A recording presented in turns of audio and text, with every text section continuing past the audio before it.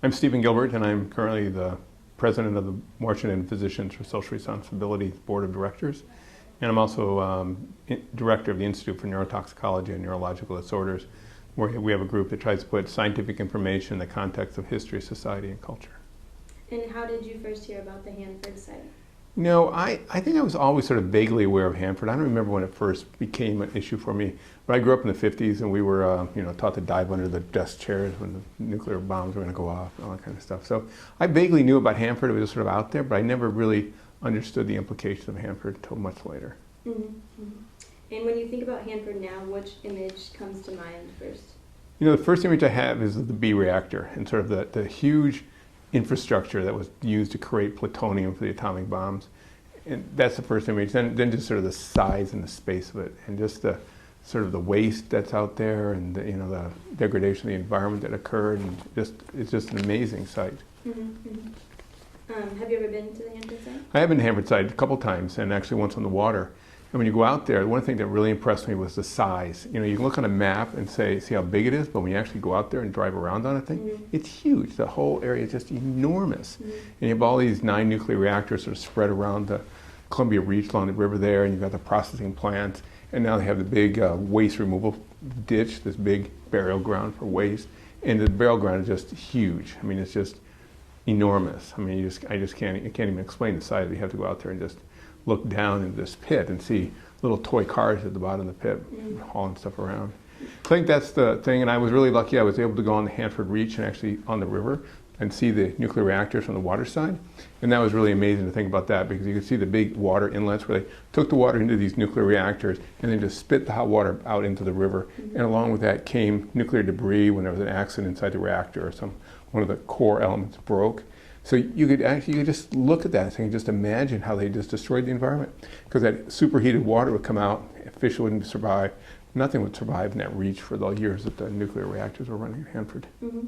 So did you tour in a boat up the river? Yeah, we toured in a boat up the river. And the other thing we saw was the wildlife, because it's now a preserve. So we saw deer up there. We saw the white cliffs that are part of the Hanford when they took people out of Hanford, the White Bluffs area. Mm-hmm. That was really impressive. And they had an island out there they called, I can't remember the name, I think it was called Radioactive Island or something like that, because one of the core elements was on the island. When they were scanning areas, they saw the whole island lit up. They found actually one of the rods out there that would ordinarily extract the plutonium from was sitting on this middle of this island. It drifted over there out from under the reactors when they had a break, because when they put the core elements in the nuclear reactors, ran the water through, they pushed them out the other side, but if it's a break, one of those things broke, all the water would actually flush them out, so bits and pieces of plutonium would come out of the reactors and just get into the river, and they had really no way to control that. And then you realize they built this B reactor in just a matter of months. Yeah. And they have on the site the vitrification plant where they're trying to vitrify the material that's in these waste tanks. And they're spending years building that, and billions of dollars, and they built this B reactor in this very short amount of time. On the other side, it's really horrendous, because you look at it and think the B reactor created the plutonium that was used to bomb Nagasaki.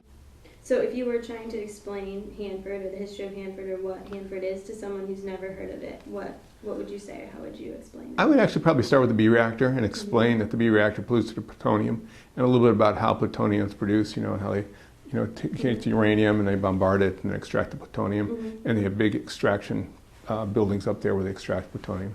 And then talk about how they started with the B reactor, and then they built enormous other reactors. So they had 9 reactors around the reach, and they used all for plutonium production except for one, the N reactor, which they used to generate some electricity for the area.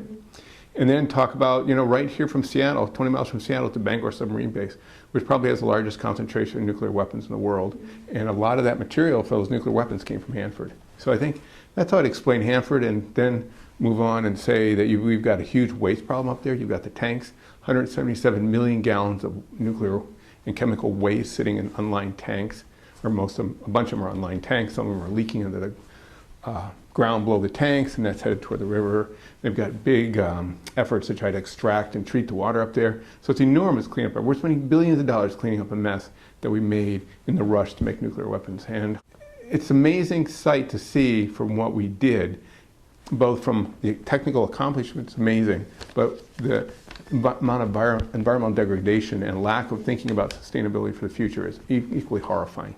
So it's horrifying on two fronts. Horrifying from all the nuclear weapons we created, which is totally useless, and now we're trying to back away from that. Horrifying to see what we did and not putting any thought into future generations. What do you see is happening in the near and far future?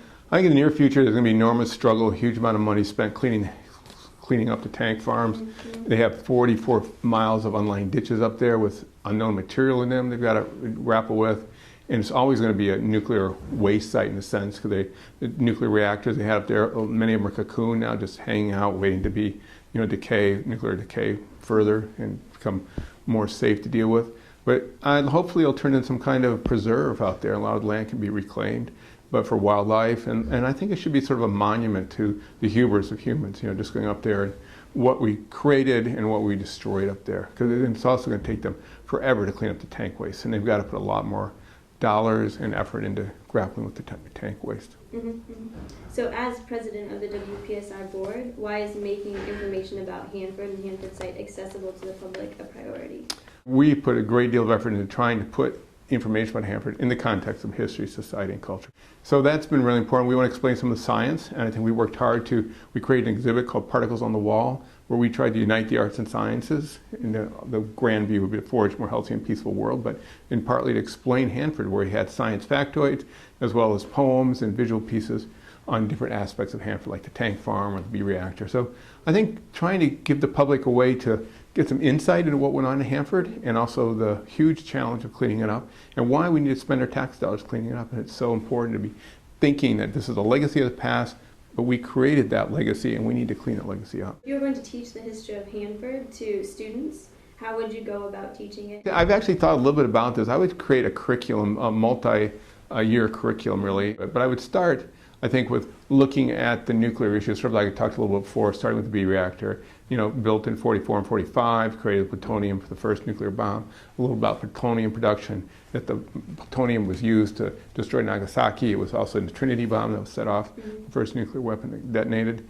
and talk about where else, the global implications of Hanford, sort of put a big picture, real forest view of, and focus in on Hanford as site for plutonium production, and mention that the Bangor submarine base got all the nuclear weapons up there. They came from Hanford. And then I would back off and sort of start with the geology and why Hanford looks like it is, the Columbia River, why it was chosen, sort of blend in, always keeping the nuclear part in mind, but talk about the Native Americans lived there, what their culture was like, how the white people came in, what they did to their culture when they came in, and then the military came in, kicked all the whites out, and just sort of look at how Hanford has been changed by the nuclear weapons and Cold War. Since we live in an age where people have not grown up with knowledge of Hanford, what do you want the public in general to know about Hanford? I think the important thing is that we created a whole lot of plutonium. It's still with us, and we also created a huge mess when we created that plutonium, and we've got to clean that mess up. And I think those would be the two main things. And I think the bigger thing would be the grand view that we need to stop nuclear weapons. We need to destroy and dismantle all of our nuclear weapons. We need to move more toward a peaceful resolution of conflict. And in some ways, Hanford is the epitome of the nuclear age, and that the horrific use of power to resolve conflicts. I think I'd really work on that. And then the mess we made, it really has to be resolved, how to clean up the tanks.